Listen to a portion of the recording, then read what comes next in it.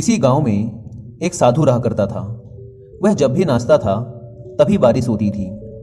इसलिए गांव के लोगों को जब भी बारिश की जरूरत होती तब यह लोग उस साधु के पास जाते और उनसे अनुरोध करते कि वह नाचे, और जब वह नाचने लगते तो बारिश जरूर होती थी।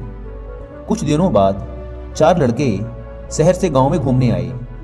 जब उन्हें यह बात पता चली कि किसी साधु के नाचने से बारिश होती है तो उन्हें यकीन नहीं हुआ।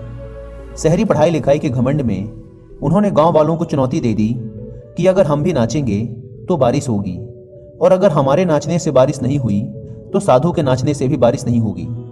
अगले दिन सुबह सुबह गांव वाले उन चारों लड़कों को लेकर साधु के कुटिया के पास पहुंचे। गांव वालों ने साधु को सारी बात बताई। फिर उन लड़कों ने नाचना शुरू किया। पहले लड़के ने नाचना शुरू किया। आधा घंटा बीत गया। फिर पहला लड़का थक कर बैठ गया, पर बादल नहीं दिखे। कुछ देर बाद दूसरे लड़के ने नाचना शुरू किया और 1 घंटे बीतते बीतते वह भी थक कर बैठ गया। बाकी दोनों लड़कों ने भी ऐसा ही किया, पर बारिश नहीं हुई। अब साधु की बारी थी। उसने नाचना शुरू किया। 1 घंटा बीत गया, पर बारिश नहीं हुई।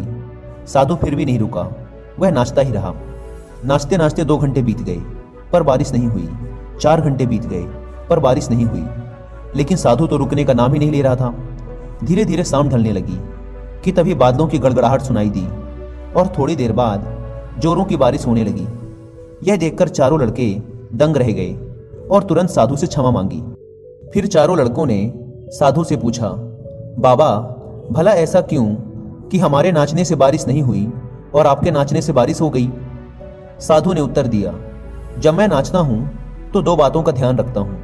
पहली बात तो मैं यह सोचता हूं कि अगर मैं नाचूंगा तो बारिश को होना ही पड़ेगा, और दूसरी यह कि मैं तब तक नाचूंगा जब तक कि बारिश ना हो जाए।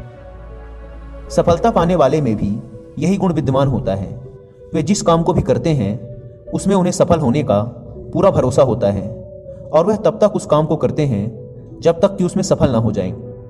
इसलिए अगर हमें सफलता हासिल करनी है तो इस साधु की तरह ही अपने लक्ष्य को प्राप्त करना होगा।